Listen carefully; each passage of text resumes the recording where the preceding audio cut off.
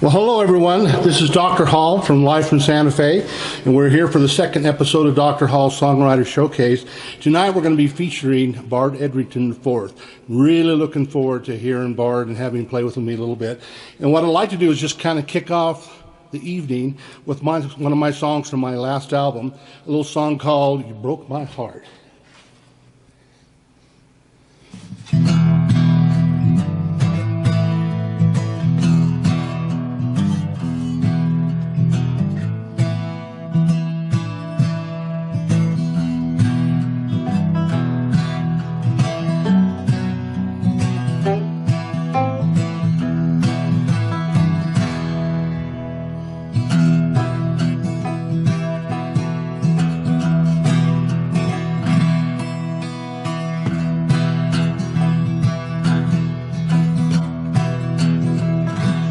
Broke my heart when you set me free. You broke my heart, it didn't need to be. Stop without a word, quit loving me. It all began years ago. You reached out your hand, move real slow. I fell for you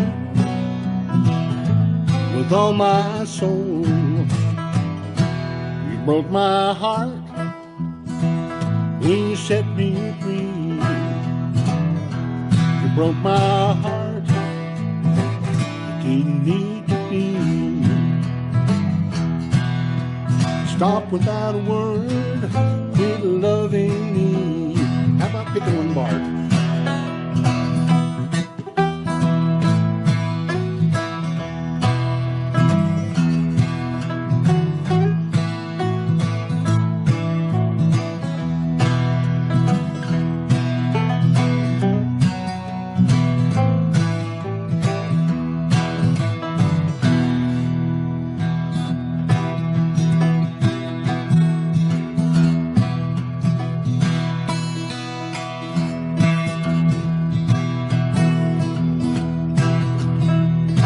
Is there another man, another girl?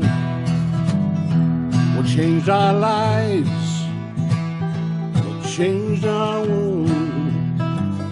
I remember you like no other girl.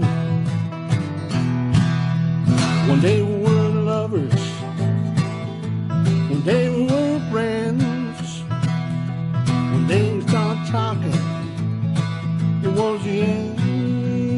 Pick it, Bart.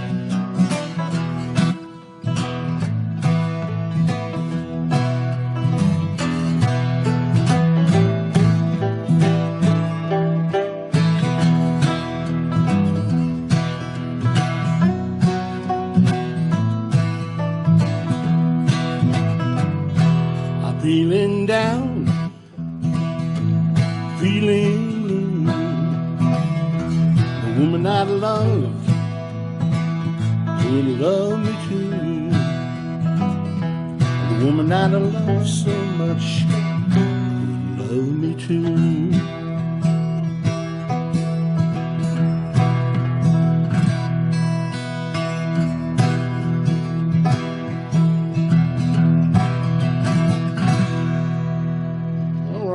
Nice job. Nice job. All right, well, I'm very excited to have Bard Edrington here tonight, and good to see you, Bard. Yeah, thanks, Howard. Thanks for having me. You've been a little bit busy lately. Yes, sir, I have. Not really with music stuff, but just working, making the almighty dollar, trying to pay the bills. Well, you know, we're friends on Facebook, and yeah. One thing I wanted to kind of point out a little bit is that here in the last couple of days that you and some of your friends got some really, really good news from the Mexico Music Awards. Yeah, that was pretty awesome. I submitted the Hoff Brothers album, Working and Dreaming, think that's what it's called. Is it called Dreaming and Working? Which one? Working and Dreaming, yeah. Boris McCutcheon and myself and Sarah Farrell and Greg Williams on drums recorded that album last year. Bill Palmer did the engineering and came and set up a little studio in my house. And we recorded that album in like 3 days. And it's interesting, Boris and myself had been working all winter. We help each other. I'll work on his projects, he'll work on mine. And we've been pruning apple trees and orchards all winter long up in northern New Mexico, talking about music and what we were going to record and how we were going to record and what songs. And we just went over and over and over. And finally we're like, look, we got to get to this. Let's do it. And so we did, and we knew we had something special. I mean, we had some co-written songs on there, half his songs, half my songs, and it just really came together and clicked, and people love it. I'm really proud of it. I think it's a dynamite album. There's some really good stuff on there.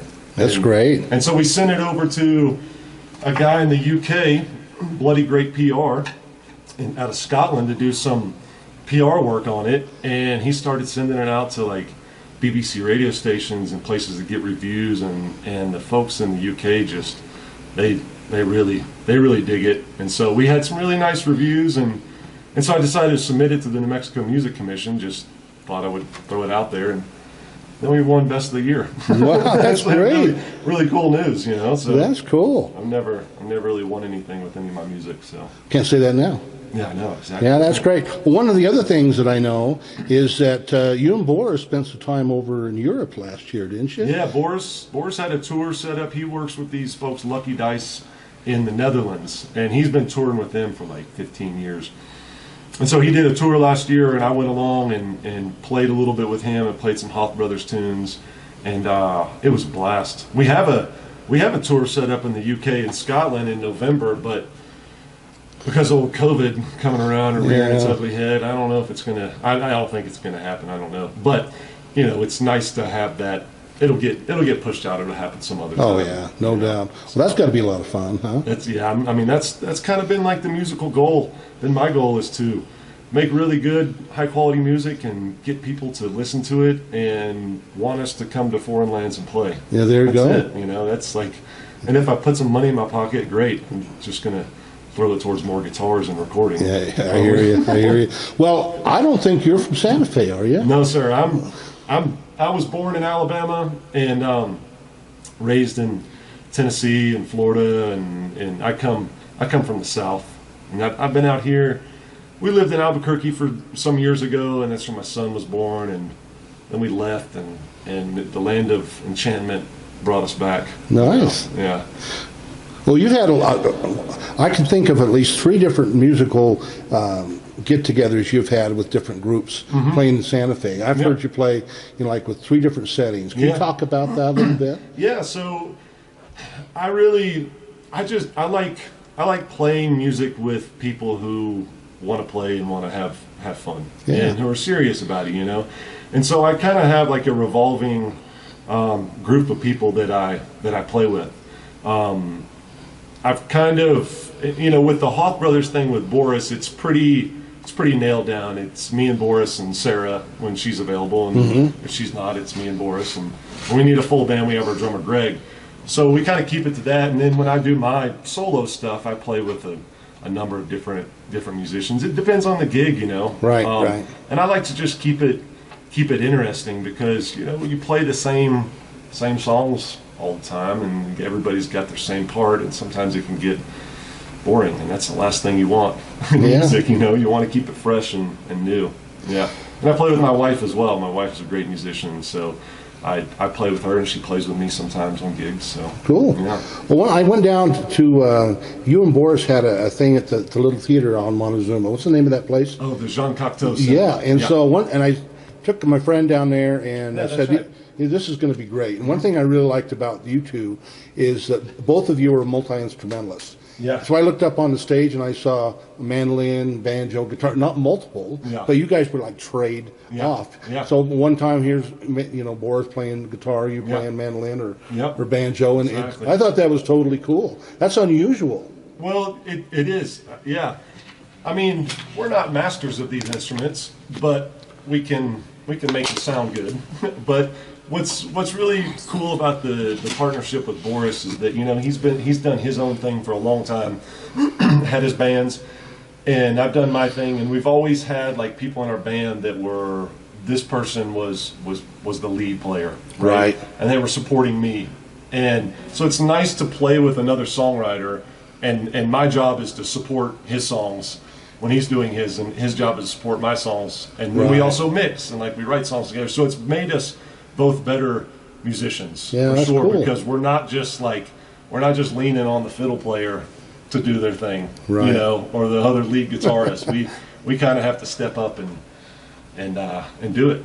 Yeah. Right. Well, I sure enjoyed it. I've heard you guys down at the Cowgirl. I've heard you around town, different places, and you just knock it out. You bring a really different sound to town. Thanks. You know, I love the kind of the mountain music sound that you bring with your banjo, and with you also, when you play, I know sometimes you'll have a little slide, kind of like a three. Can you talk about that? Yeah, there was a period where I was making cigar box guitars and oil can guitars. I should bring one over for you and let you borrow one, because they've kind of been sitting. But yeah, they're just, I mean, it's just a cigar box and a stick sticking out of it, some tuning pegs, and there's no frets, and it's just GDG, and so you just play it open, and it's great.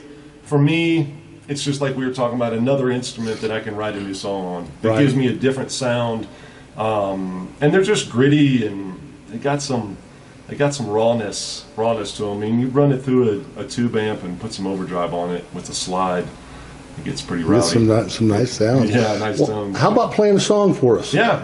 I'm gonna play you this new song called "Tell Me What You're Thinking." And Hoth Brothers Band just recorded, well, not just, a few months ago, we recorded another album with Bill Palmer at my house, and this is the title track. It's kind of, you know, it's a, I don't want to label it as a COVID song, but it's just kind of like one of those, it's in this period, it's really easy to write a song that's just like, everything sucks and the world's caving in and it's a big dumpster fire. I'm trying not to do that. I'm trying to write songs that are a little more uplifting, and maybe there's just a line here or there about the world on fire. So this is Tell Me What You're Thinking. Tell me what you think. All right.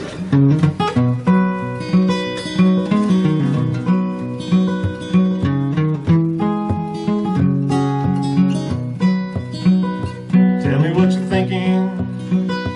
Tell me how you feel. 'Cause this is playing out like a scene on a movie reel. Tell me what you're thinking, I'll tell you how I feel. I believe the fruit is sweet beneath the bitter peel. So tell me how you're doing, tell me how you're doing. Are you making ends meet on the edge of ruin? Are you tangled in fear by the words you hear? It's a long climb to the top in first gear. You can lean on me in times like these. Let me shoulder the weight so that you can feel free. So tell me what you're thinking, tell me how you feel. This is playing out like a scene on a movie reel. So tell me what you're thinking, I'll tell you how I feel. I believe the fruit is sweet beneath the bitter peel.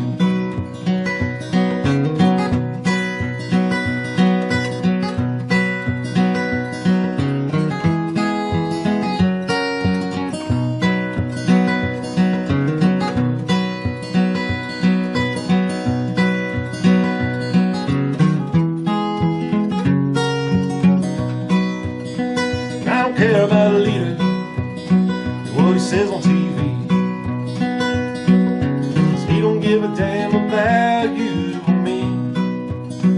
Have you lost your job after 20 long years? This is no time to try and hold back tears. So tell me about your father, tell me about your mother. Is there something here we are meant to discover? Is it hiding in the shadows or behind locked doors. It's the time we rise up and stomp our feet on the floor. So tell me what you're thinking, tell me how you feel. This is playing out like a scene on a movie reel. Tell me what you're thinking, and I tell you how I feel. I believe the fruit is sweet beneath the bitter peel. So tell me what you're thinking, tell me what you're thinking. Tell me what you're thinking, tell me what you're thinking. All right, great. Audience goes crazy. Yeah. That's a cool song. Well, tell me about how do you approach songwriting? You talk about that a little bit? How do I approach songwriting? Or maybe how does it approach you? Yeah, I just try to capture the inspiration when it comes, and sometimes, miss a lot of it. My goal is to try to write something that resonates with me. I don't ever try to write, maybe because I'm not good at it, but I don't ever try to write songs and I'm like, oh, I know this is going to be a hit. Mm-hmm. If it resonates with me and it pulls up emotions for me, then I feel like I've done the right job. And maybe people like it, and great, I'll play it more, or maybe they don't, and I never play it. Like I have a lot of songs that I write that I don't ever play live because they just don't translate. But I really like to write music in the morning. I find that I'm kind of a morning person, and I can get up and like when the day is really fresh and there's nothing that's like jaded me or anything, like somebody tailgating me or something like that. And so in the morning it's nice and fresh, and I feel like I can grab ideas musically, and playing the guitar or whatever instrument sounds new and fresh too, and so I can capture like a new rhythm. And I find that I like to sit around and I find a new lick. Like that song, I just started playing that finger picking rhythm, and it's nothing new to the world of music, but I was able to be able to extract like a melody out of it and out of my mind. Yeah. Because I'm not really a writer. But I can put some words to a song. That's cool. How long have you been writing your own music? I don't know, about 13 years or so. I've been playing guitar for a long time, but it wasn't until, I don't know, right around when my son was born, like 13 years ago, I forgot, I heard some song somewhere and I just got really inspired, and I'm like, oh, I'm going to try to do this. And then a buddy of mine that was a musician was playing some open mic songwriter contest thing. Well, there's a contest, and I played that song on the banjo, this song Back to Arkansas, and people liked it. And they're like, what's the name of y'all's band? I'm like, I don't know. I don't think we're a band. That's cool. But so yeah, and then it's just kind of, I write songs with my wife. She's a writer. Like when I get stuck on something and I can't think of something interesting, I bring it to her and she puts something unique in there. Yeah, that's cool. One of the things I've enjoyed about writing songs, and I kind of started writing songs about the same time you did, about 13 years ago. But when you write your own songs and play them, then sometimes people listen to them and they put their own meaning to them. Yeah. And I thought, and people would say, man, they would hear a song and they would tell me about some event in their life. And you nailed it. That was just exactly what happened to me. And I thought, wow, that's cool. Yeah, that's a cool thing. Because we've both done that, listening to other people's songs.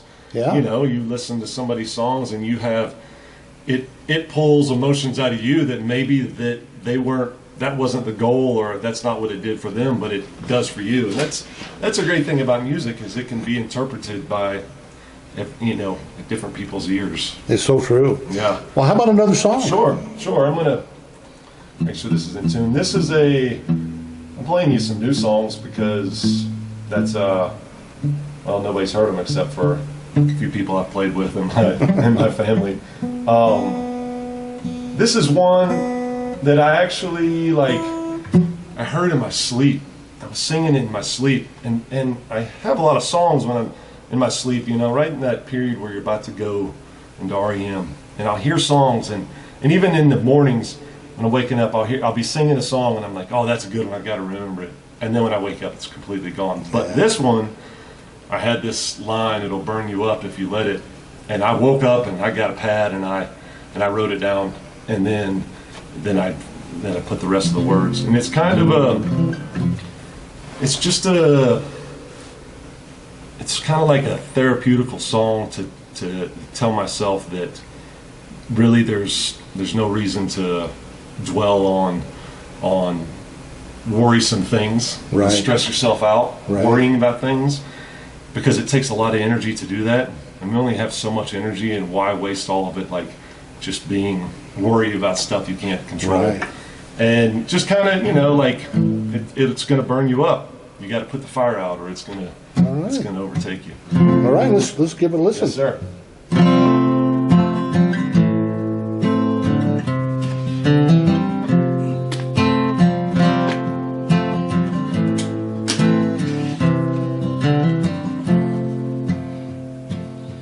And it'll burn you up if you let it. It'll burn you up if you let it. It'll burn you up. It'll tear you down. The ringing in your ears ain't no normal sound. I count my seeds before I sow them. I count my seeds before I sow them. You may call it dirt or call it soil. It's where I'd end up if the stake uncold. And it'll burn you up if you let it. It'll burn you up if you let it. It'll burn you up. It'll tear you down and lay you 6 feet in the cold, cold ground.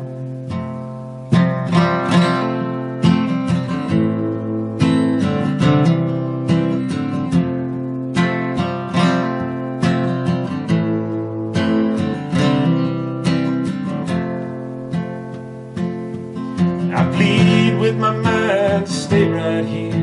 I plead with my mind to stay right here. For me to tie your hands, it's more than the anger that makes a man. And it'll burn me up if I let it. It'll burn me up if I let it. It'll burn me up. It'll tear me down. I'm tired of this rhetoric going around.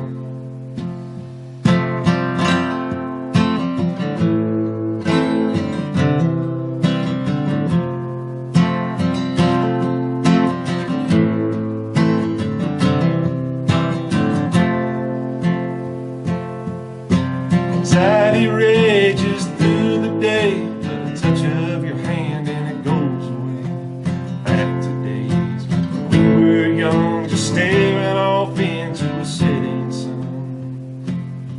So won't you please do it again?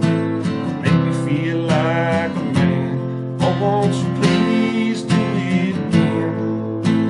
Make me feel like a man. Oh, won't you please do it again? Make me feel like a man. Oh, won't you please do it again? Make me feel like a friend. Nice. The crowd goes crazy. That's great.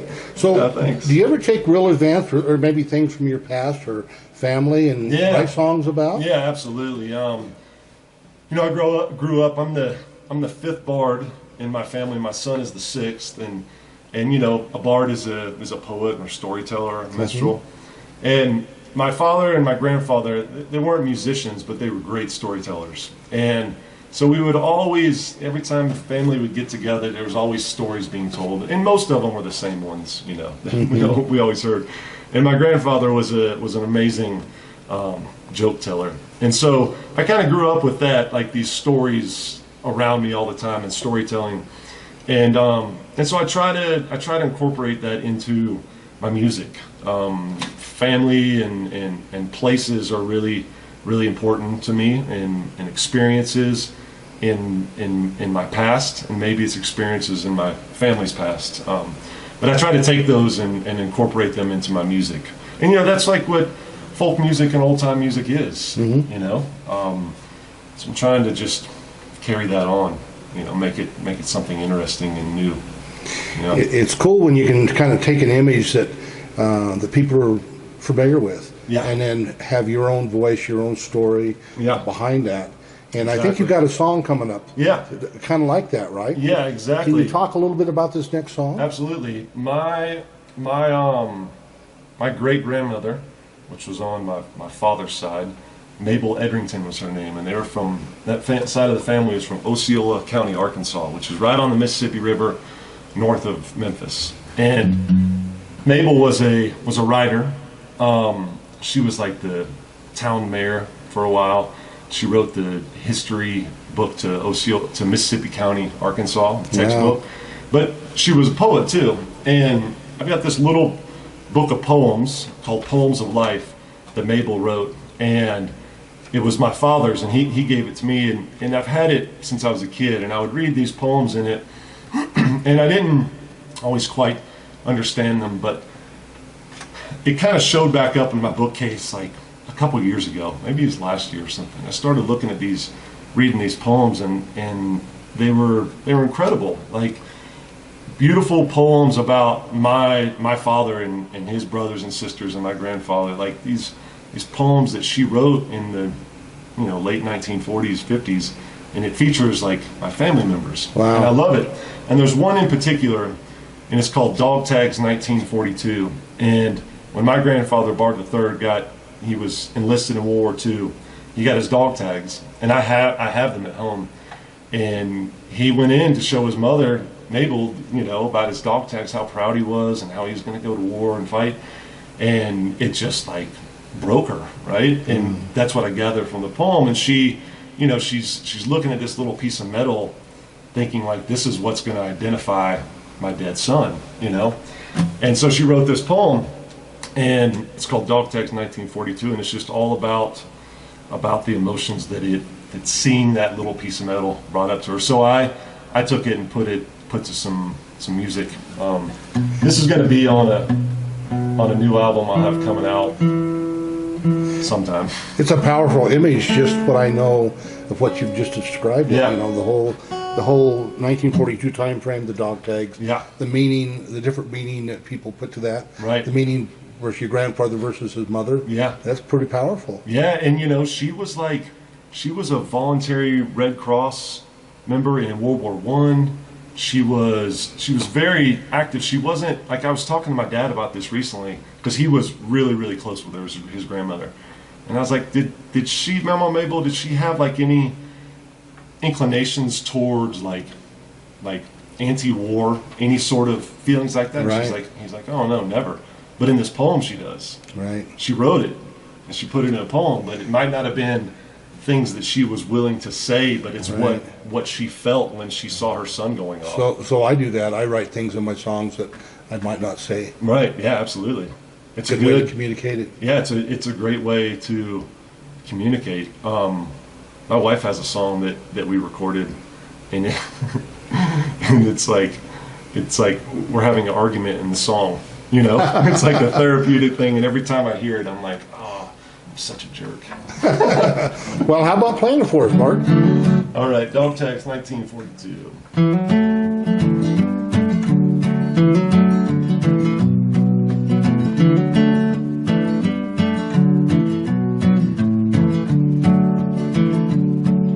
Mother, come see my dog tags here. You call from another room. What do you mean, dog tags, son? Oh, my heart is filled with gloom. 495620, is that what this war means? Two little brass tags around his neck, identifying the deadest sins. He's making loud horrors ahead, mother won't get down.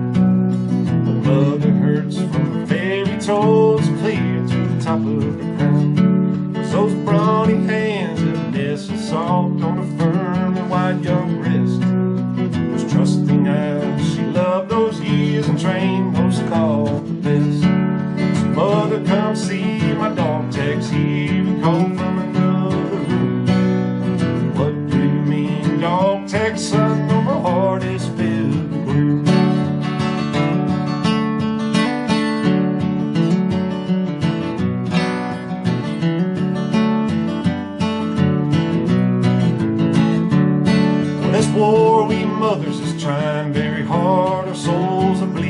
why we didn't trust and train our boys for a worldwide human fight. We honored God in life and thought, and we trained our boys the same. Now the money military fiends are teaching them a brand new game. So mother, come see my dog tags here, call from another room. What do you mean, dog tags, son? Though my heart is filled with gloom.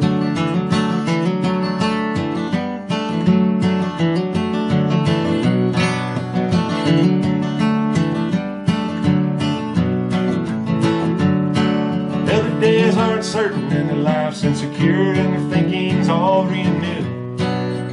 Hurry, hurry, faster again, we must get more ready to kill. Blood and carnage, bayonets and guns, the battle must be run. Aching hearts, death and dark, one brass tag on the sun. So mother, come see my dog tags here, we call from another room. What do you mean, dog tag, son? Though my heart is filled with gloom.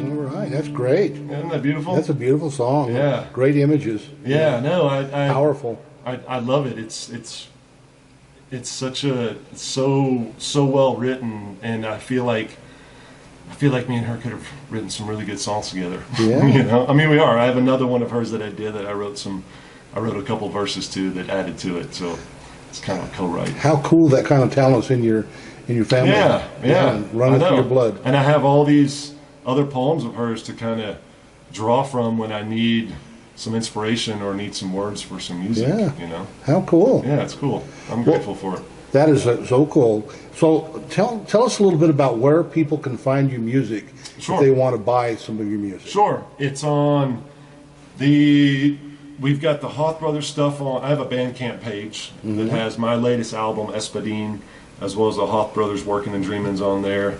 It's on all the streaming platforms. Amazon, you can get it on Amazon. You can download it off Amazon. You know, if we ever do a live show again, we'll have some CDs. 'Cause Yeah. some people still buy CDs. You know. I know. I wish they bought more because I have a big stack of boxes with Yeah, CDs. you and me both, buddy. Yeah. Well, one of the things I noticed lately that Candyman, Strings and Things, have put a deal out there for local Well, talent. I saw that you had posted putting yours in, and so I took some Hoth Brothers albums in Good. there, and yeah, it's really cool that they're doing that. You know, it's not gonna it doesn't hurt to try to get No. our out music in front of people. It doesn't, some you know. way. It's nice that they're giving us that little part of their store to do that. Yeah, and your new album, man, I've been listening to it. It's great. Oh, cool. Yeah, I was working on these two songs. I listened to it on the YouTube, and it's really good, man. Well, thank you. Congratulations. Yeah. Thank you. A lot of fun. It was really fun to get all the players from around here that Right. played on it. Right. That's why I think. Where did you record it? I recorded 95% of it right here. Really? Yeah. Nice. Except for the drums, I had to find another place because I want to be a bad neighbor. You know, our recording facilities are a little bit limited here at the concert hall. Yeah. But I got my own recording setup, and so it's nice. You can spend as much time as you Yeah. want. And I was kind of interested in learning a little bit about the engineering portion. Right. You know, and so.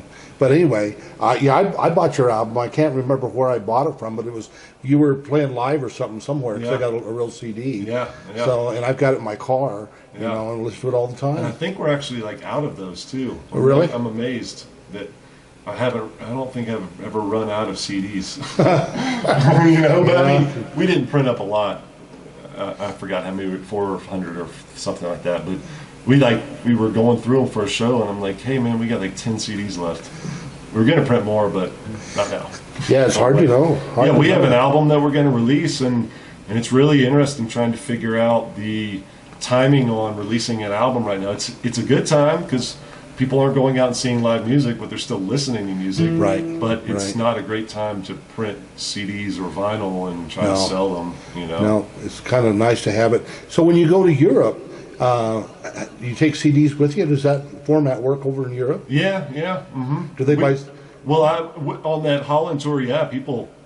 Boris went over there with the new album. Man, they bought them up, and we sold a whole bunch of Hoff Brothers albums over there. People love them. I mean, our plan for this new album is to print some vinyl, and I'm going to do it with my solo record too. As soon as we can get back out playing and make it worth. If we get our UK tour going, we'll take some vinyl with us. That'll be great. Yeah, I want to hear this stuff on vinyl. Did I see something here in the last couple months with you guys going down to Texas and doing some recording? I went down there, yeah. I went down right before COVID hit, man. Like, right on the cusp of it. I went down with Bill Palmer and Jim Palmer. His brother plays drums. Bill played bass. Karina Wilson on fiddle and Alex McMahon on guitar. And I kind of got all of us together. We had a few rehearsals, and there's this old church down in Terlingua, Texas, near Big Bend. And Bill was like, man, we should record an album down there. I'm like, let's do it. And so I rented the place out for like 2 days. We camped down on his land down there, and we went into the church, and this was in March 3rd, and we set up and recorded all live. 3 takes, song, no overdubs. We did a couple vocal overdubs when we got back, but we did everything live there. Yeah. And how was the acoustics in that church? it sounded great, man. Sounds really good, and it was more of the experience than it was the acoustics. It was just nice being all five of us in one place. 6, because we had a guy filming it. All 6 of us in one place with no distractions. Like, there's no like, hey, I got to go pick up my kid from school, or I gotta go do this. It was like we were there for the music, and that's it. And we had such an amazing time. I mean, it was incredible, and the music we recorded was great. And then we came back and went on lockdown, and that was, that was my last. Like, I played a gig with the Hoff Brothers right after that recording, but that was my last, big musical experience, and it felt like things were kind of like doing this. But it was great. It was nice to go to a new location everything was new about it. The landscape, the smells, people, all of it. Everything, and it came together. It was fun. Bill's a pretty amazing. He's great. I've recorded like with, 6 albums with that guy, and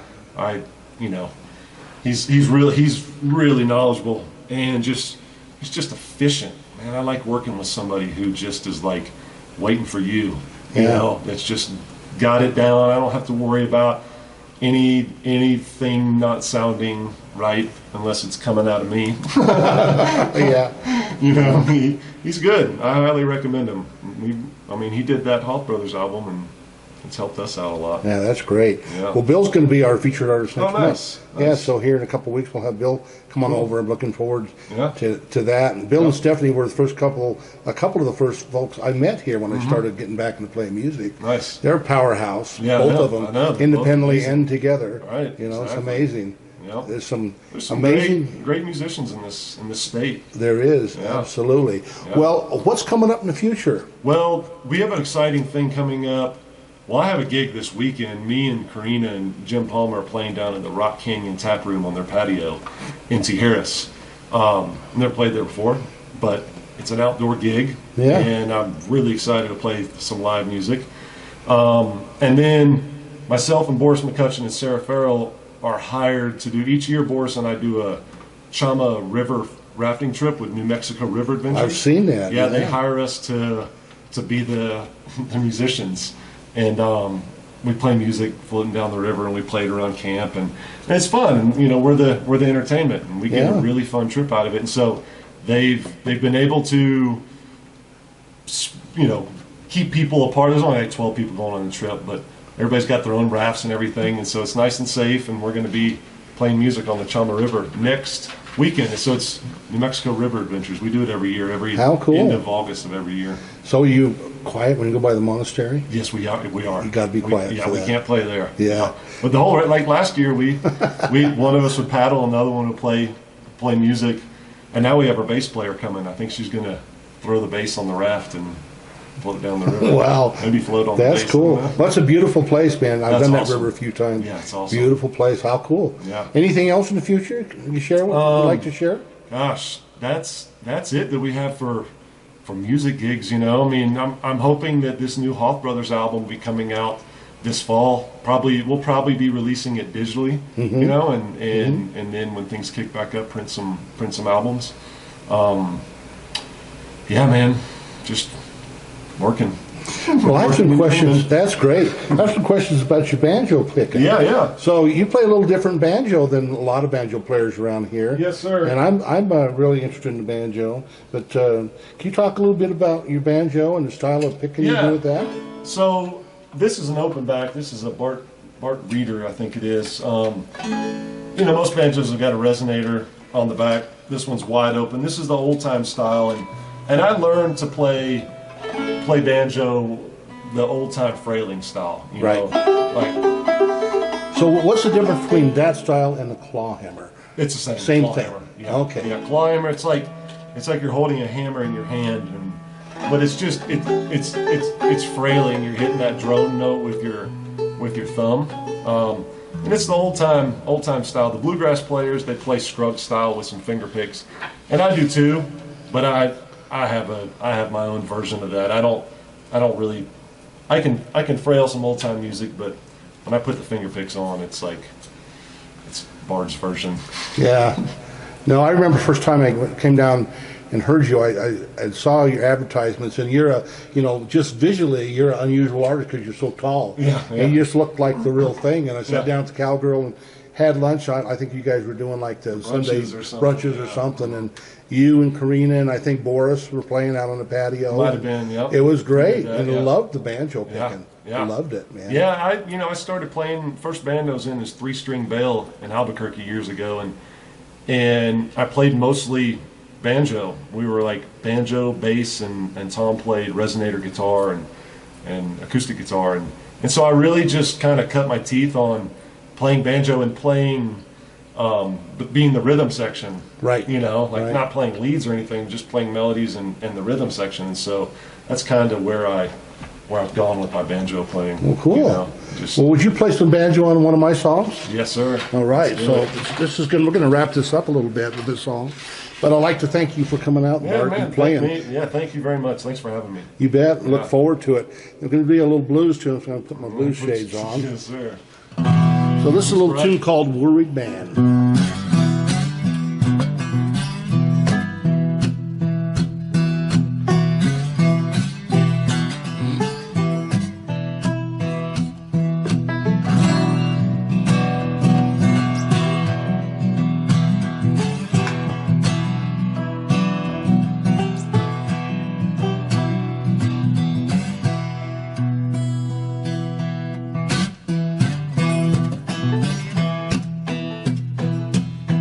Been working all day, playing music all night.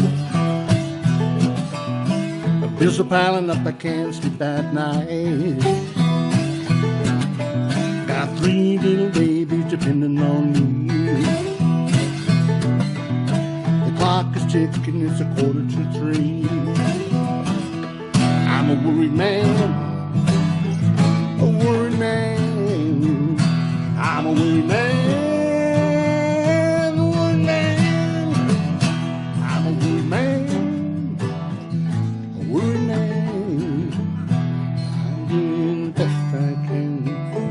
Worried man.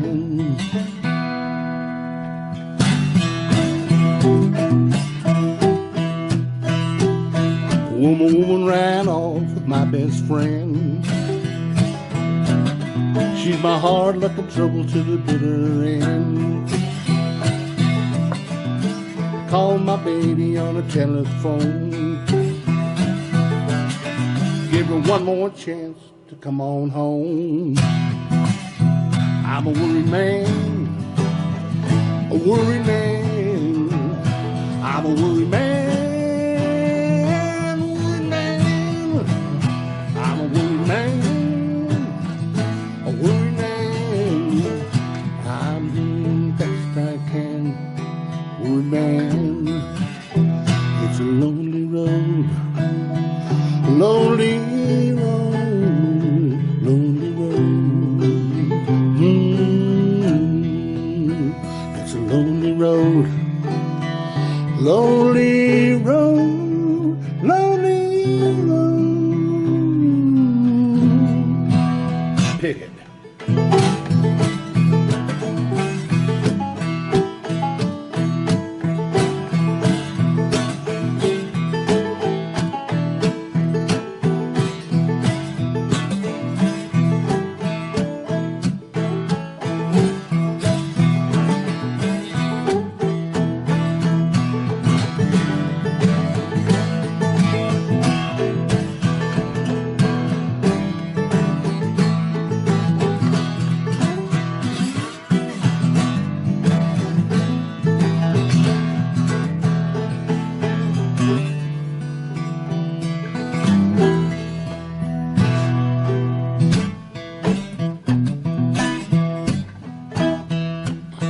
Well, the sun is up, it's a beautiful day. I'm learning to live in a different way. The drama queen's gone, things are better for me. Alive and well, happy and free. I was a worried man, a worried man. I was a worried man, worried man. I was a worried man, a worried man. I did the best I can, worried man. It's a lonely road, lonely road, lonely road. It's a lonely road, lonely road.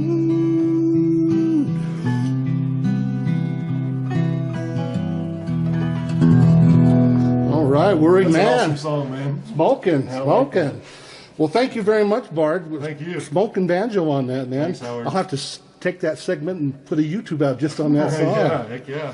But do you have Good. anything you'd like to share with people before we sign off for the evening? No, I just want to thank you for doing this. It's nice that you know, it gives us musicians, when there's not a whole lot going on, something to do, a way to get music out there. So Yeah. thanks, man. I'll have to have you come over sometime. We'll do a video at my place. I've been doing these porch light series. Talk to us about that. Yeah, it's kind of the same thing you're doing. I like to make videos, you know, and simple videos, and so I'm just trying to be creative, and I want to kind of show what great musicians we have in New Mexico. Oh, man. And so I've just been inviting people over. I did one for my wife, and then Karina, and then I've got few other people who are interested in doing it. They just come over and do a video outside under the porch light, and it's just one take and one shot, and it's real, you know. Yeah. Like this. So Very cool. yeah, I'll have to have you come over. That'd be great. Yep. Bart, thanks again. Thank you, sir. And look forward to it. Yep. And thanks for everyone to listen to this. Next Yep. month we'll have Bill Palmer. And thanks very much, Bart. Yeah, thanks, Howard.